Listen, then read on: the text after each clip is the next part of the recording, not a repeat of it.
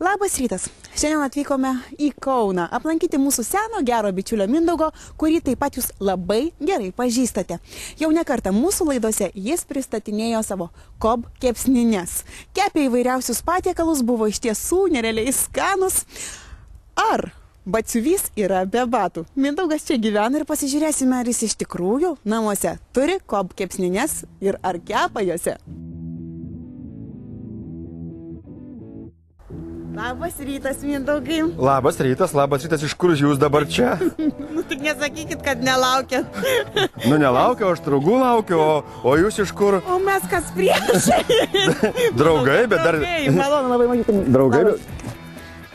Nu va, smagu, jau reikalas, kaip sakoma, kepas ir verdasi. Nors nežinojau, kad jūs būsit, bet galvoju, padarysiu pusryčius. Labai gerai, labai gerai. Mes tokie alkani iš Vilniaus atvažiavom į Kauną pažiūrėti. Aš kaip tik galvoju, kaip tik dabar pusryčiam darau kiaušinienę, galvoju, reiks pakepti, bet tokia įdomi, kurios dar tokios nevalgėt. Aha.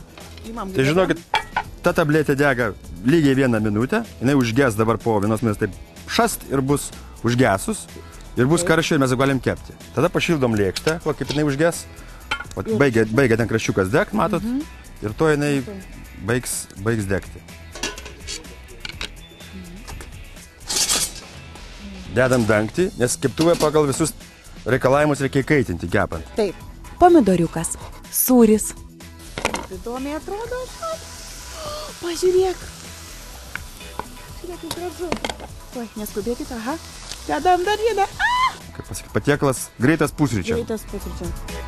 Metas į kob sceną atkeliauti žuviai. Tai mes dabar dedam starterius. Mes čia ten kūrėmės tabletę, o čia mes užkursim ne tabletę. Abu yra vienodi, skirtumas ir toks, kad su to gali kepti po 1 minutės, o su šito gali kepti po 15 minučių. Aukščiausios kokybės anglies briketai, pagaminti iš kokoso, ne vienas medis nebuvo nukirstas, jie labai ilgai dega apie 3 valandas, neskleidžia jokio kvapo ir labai ilgai laiko šilumą. Turbūt geresnio kūro, ko gero, net ir nėra, negu kokosiniai anglies briketai. Ir Lietuvoje yra? Taip, Lietuvoje irgi jų yra, vežamės jos iš Šri Lankos. Ir kad būtų kokybiškas, vadinkime, maisto gaminimas, be jokių dūmų, be jokių ten skysčių uždegimų ir panašiai. Tam ir nenaudojam jokių skysčių, kad galima būtų naudoti kokybiškus briketus. Aišku, labai gerai.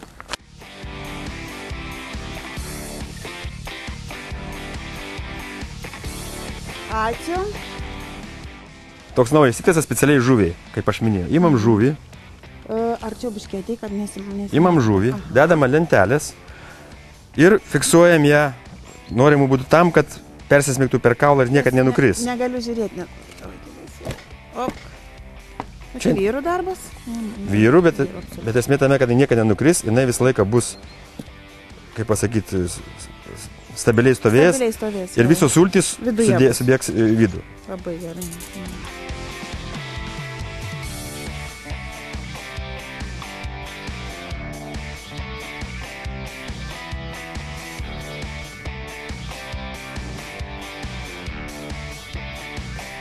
Dideliai žuviai ir kepsninė turi būti didesnė. Visa laimė, kad yra kob ir jie turi ką pasiūlyti. Žuvį farširuojame paruoštomis šviežiomis daržovėmis. Sudėkite tas, kurios jums labiausiai patinka ir šią gražuolę palikite ilsėtis kepsninėje apie 50 minučių. O kaip rūkyti žuvytę? Paimamės dabar pakeliam visą žuvį. Ir tiesiai ant tabletės dedame medžio drožlės. Čia yra viskio bačkų susmulkintos drožlės. Jas reikia sudrėkinti tam, kad nesudegtų paprasčiausiai greitai. Mindaugai, čia viską suprantu. Šitą jau esu mačius, tas didesniem kepsniam ir žuviai, kad būtų didelė. O sakykit, vat šitas daiktas, ką čia galim daryti su juo? Čia, žinokit, yra grilių klasika. Kai mes juokaujam, kad jeigu nusipirkot savo tokį grilį, tai galima parašyti testamentą, nes nesudeginsit jo. Jis yra kaltinis špižius, vokiečių gamybos, su daug funkcijų. Su juo galima kepti, rūkinti, naudoti kaip krosnelę, net naudoti kaip apšvietimą. Netgi pastačius į kažkokią trobelę, ar ten, vadinkim, sodo namelį ar vilą kažkokią, įvesti į kaminą ir apšildyti netgi patalpą, kurioje esate, norit pabūti žiemą, kur šalta ir panašiai. Mindaugas įsuko mus į tikrą maisto gamybos maratoną.